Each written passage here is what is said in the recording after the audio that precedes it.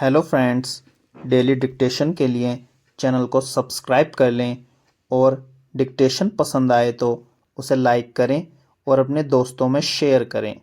यह dictation 5 second बाद शुरू होगी।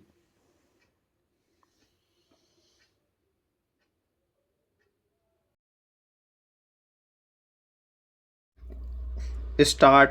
समुद्र तटीय इलाकों में चक्रवाती तूफान जैसे हर वर्ष का सिलसिला बन चुका है।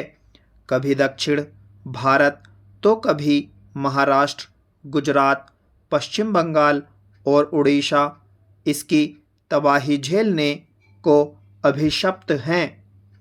हालांकि भूवैज्ञानिक अध्ययनों, मौसम विज्ञान विभाग की निरंतर निगरानी और अत्याधुनिक तकनीक की मदद से समुद्री हलचलों का पहले ही पता लगा लिया और सूचना तकनीक के जरिए लोगों को सतर्क कर दिया जाता है। राष्ट्रीय आपदा मोचन बल और राज्य आपदा प्रबंधन दलों के सहयोग से किसी बड़े नुकसान को रोकने की कोशिश की जाती है। इस तरह काफ़ी हद तक जानमाल का नुकसान रुक जाता है, मगर हर बार तूफान जनजीवन और अर्थव्यवस्था पर अपने गहरे घाव छोड़ ही जाता है। रविवार को बंगाल की खाड़ी से उठे रेमल चक्रवाती तूफान ने पश्चिम बंगाल के साथ साथ पूर्वोत्तर भारत और बांग्लादेश में भारी तबाही मचाई।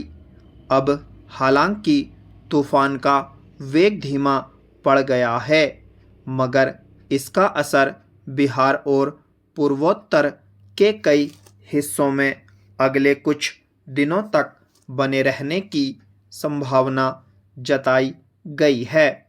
पश्चिम बंगाल में इस तूफान ने 29,000 से अधिक घरों को नष्ट कर दिया। हजारों पेड़ उखड़ गए। 2 लाख से ऊपर लोगों को करीब 1450 आश्रय स्थलों पर पहुंचना पड़ा। कई लोगों की मौत हो गई। रेमल तूफान ने पश्चिम बंगाल सरकार के सामने एक बार फिर जनजीवन बहाल करने की बड़ी चुनौती खड़ी कर दी है। हजारों घरों की बिजली काट दी गई है। सैकड़ों खंभे टूटकर गिर चुके हैं। पिछले 3 दिन से पश्चिम बंगाल और असम की हवाई तथा रेल सेवाएं रोक दी गई हैं। इस तरह उन इलाकों में कारोबार को कितना नुकसान पहुंचा है अंदाज़ा लगाया जा सकता है।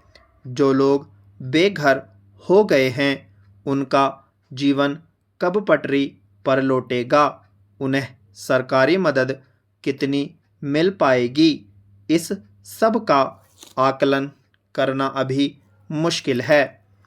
कुदरत के कोप के सामने व्यवस्थाएं किस कदर निस्सहाय पड़ जाती हैं। रेमल जैसी घटनाएं इसका उदाहरण हैं। ऐसा नहीं कि यह कोई पहली आपदा है। पिछले कुछ वर्षों में चक्रवाती तूफान, बारिश, बाढ़ और आंधी तूफान से लगातार तबाही के मंजर सामने आते रहे हैं। उनसे पार पाने के उपाय भी सरकारें जुटाती रही हैं, मगर कुदरत के कहर को रोकने का कोई उपाय उनके पास नहीं है। छिपा तथ्य नहीं है कि प्राकृतिक आपदा की बढ़ती घटनाओं के पीछे सबसे बड़ा कारण जलवायु परिवर्तन है। समुद्र का स्वाभाविक तापमान उसकी सहनशीलता को पार कर चुका है।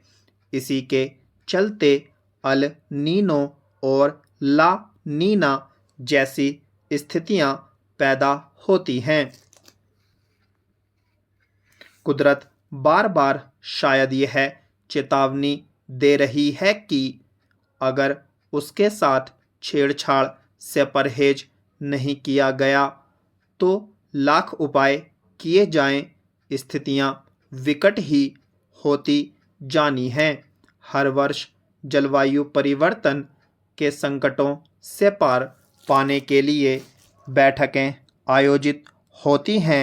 उनमें दुनिया भर के देश इससे पार पाने के उपायों पर अमल का संकल्प दोहराते हैं, मगर अभी तक इस दिशा में कोई उल्लेखनीय नतीजा सामने नहीं आ सका है। आर्थिक विकास की होड़ में कुदरत की परवाह ही किसी में नहीं दिखती।